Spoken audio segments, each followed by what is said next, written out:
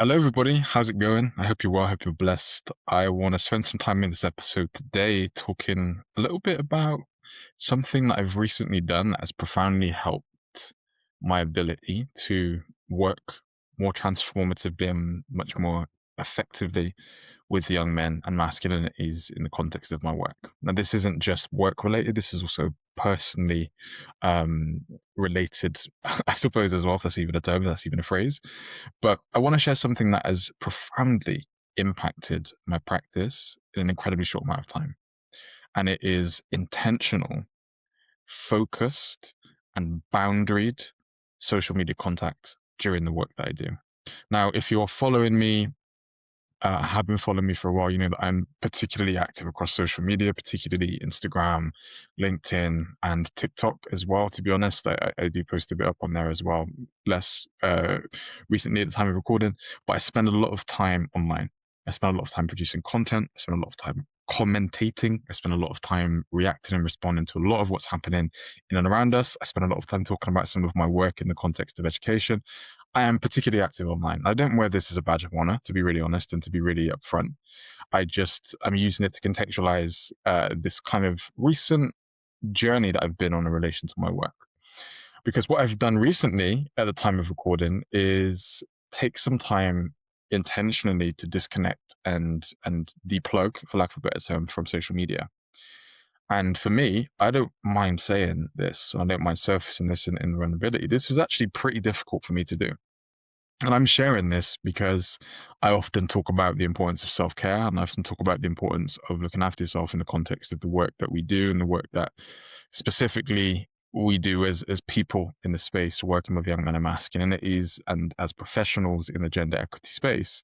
And I've got no shame in admitting that if I'm being really, really honest, I'd been working pretty flat out for the past, 6 months to probably a year in terms of the content that I'd been producing, regularly being online, regularly posting and being active in the spaces.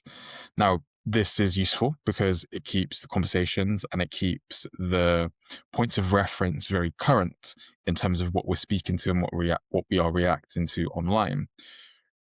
But it also compounds over time a lot of our cognitive capacity and a lot of our nervous system regulation, I would say, or I would not argue because I'm not trying to argue or convince anybody about anything on this podcast, but for me, it can have an impact on specifically my ability to regulate my nervous system. And if you're listening into this and you're hearing this type of phrasing for the first time, what I mean by that is sometimes, being online is great because you get to produce and, create content that's very current, but that comes at a cost, which is typically nervous system regulation, which is the ability to feel rested, recovered, and calibrated in our bodies.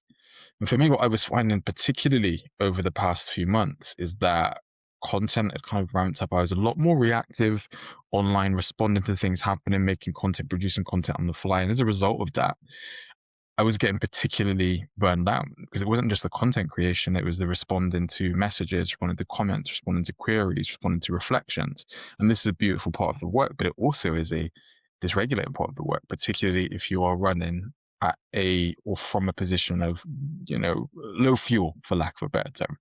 And I want to be really clear here that this does not mean in any way, shape, or form complaining about the work that I get to do. Make no mistake about it. I am incredibly grateful to do what I do. I love my job and I love being in the spaces and places that I exist within. I love working in schools. I love talking about masculinity. I love producing and creating content. But there was a moment for me where the content was starting to feel more like an obligation as opposed to something that came from a position of intentionality and regulation. Now, you might be listening to this and going, well, the content is necessary. We're in a particularly polarizing time, knows the content is needed. And I felt the same way too, which is precisely why I decided to take myself offline for a few days. Over the Easter break, where no one could contact me except loved ones, where there was no apps available to kind of respond and react to, it was just me, my partner, my family, and just time with them in the space. The reason I did this was not because I was trying to punish myself or sit myself in the naughty corner, but I began realizing that my desire at times my irrational desire to want to react to everything that's happening around me was actually diluting the potency of the work I was trying to produce. Because I was so keen on trying to respond and react to everything, a lot of what I was thinking and feeling wasn't given the time necessary to react, to reflect, and to consider, where is this landing for me? How am I feeling about this? Is it right to do this in this particular way right now? And this for me is massively important because historically, if you've been following me for a while, you know I often speak to and mention this phrase, you can't serve from an empty cup. And I think one of the things that had become really abundantly clear for me during this mini season, particularly over the half-term break, was that I'm online way too much. I'm processing online too much. I'm reacting online too much. I am allowing what's happening in front of me to, in some spaces and places, dictate how I feel and where I go. And whilst there is value to feeling what I feel and making space and time for that, sometimes you need to be away, in my opinion, and this is what I've learned over the last, few days, but a couple of weeks now, is that you need to give yourself that time to reflect and to not feel like you always need to react to the content that's happening around us. Why is this important in the context of masculinity discourse? Because I frequently, and here's the irony here, I frequently talk about the importance of self-care being a form of disconnection and boundariness in the work that we do. Being clued up on the online sphere doesn't mean that we need to be so caught up in the minutia, in the granularity, to the point where we're exposing ourselves to content upon content upon content that is traumatizing, triggering, and dysregulating, where that is positioning us in a headspace and in a bodily space where we're reacting to this out of anger, frustration, anxiety, fear, whatever those emotions may be. Those emotions are useful, those emotions are really helpful. But I'm all about attuned, regulated, compassionate discourse. And I found myself, if I'm being truly honest, finding more and more spaces and places to lean into dysregulation as opposed to leaning into regulation. And as a result of that, I recognize that I need to take myself away for a little bit. It isn't a person commenting or a DM or a repost that's dysregulating me. It's my inability to recognize I need to be away from this right now for a little bit. Being away for a little bit as an act of self-preservation is not evidence that you are disconnected from the long-termness of the work we're speaking to. And that was something that I really had to reckon with myself, away from the online sphere, whilst I was tending to myself. Because this gender equity work that we're speaking to, that we're a part of, yes, it requires work. Yes, it requires consistency. But you can't be consistent if you're depleted beyond the point of being able to put one foot in front of the other, figuratively, in this context. And for me, recognizing just how pervasive, dysregulated, and polarized and online content is and feels like it is continuing to be, being very mindful of our own abilities to step away and tend to our own thoughts and reflections is massively important. Because what happens offline impacts and influences how we show up offline too. Make no mistake about it, the work that I was doing online was not impacting my ability to hold space for the young people and the schools that I work with in. What I was finding was that the content of my work online was impacted by what I was engaging with, because I felt like I need to react and respond all the time. What I found from taking time away, just in general, to sit and think and sift through my thoughts and my reflections. What am I actually thinking? What am I actually feeling? How am I feeling in response to this? Not only gives me more clarity and strategy on the work that needs to follow from my perspective, but it also gives me the tools and the language to describe how I feel in relation to what I'm processing and experiencing. And what I found through this particular mini season of self-exploration and reflection was that I was equating consistency and visibility with evidence that I'm in this work. The activity that I was doing, that I was producing, was evidence of the worth in the space. I'm worthy to be in the space. Look, I'm doing the work. Look, I'm doing the work. And as uncomfortable as that is to admit on a camera, in a podcast space, in a space where I don't usually do this as much, what became abundantly clear as well is that there needs to be space to be able to name the things that our activity often puts a mini band-aid over.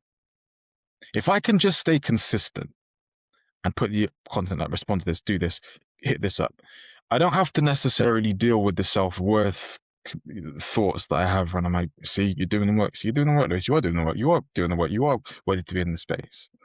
That is something that I feel taking time away allowed me to sift in the soil of my heart, borrowing that from Tim Ross and Preston Morrison again.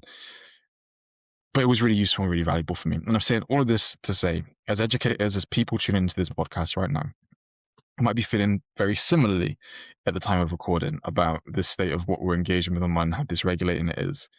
Even if you're an educator, even if you're someone who works and exists and persists in this space, I'm quoting, or not quoting, but I'm borrowing something that I've seen appear in the space Gina Martin do for a long period of time, that intentional disconnection from online spaces and taking time off social media. For being really honest, I always looked at that with envy because I was like, that must be nice. Because I feel like I can't step away, and I feel like I can't not be online. I feel like I can't. I have to be. I have to be on. But what I found through taking that time away and being intentional with my boundaries, being intentional with my rest and recovery, was that I am thinking, I am processing, and I am feeling into my work in a way that I haven't done in such a long time.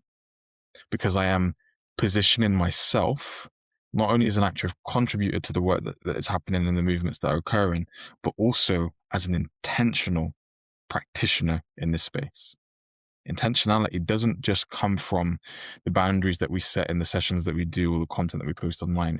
It's found and it's set in the ability for us to recognize I am not giving all of my cognitive capacity to content and online spaces and spheres that constantly feed this notion I have to be on to be worthy. And so I'm sharing this because this will resonate and land with somebody who tunes into this podcast, whether that is an educator, whether that is a professional or a practitioner, or just somebody navigating the spaces and places, related to gender equity online at this point. This is something that's really helped me. I had no intention of really coming in with a structure today, but just sharing what I found particularly useful and potent in my own journey.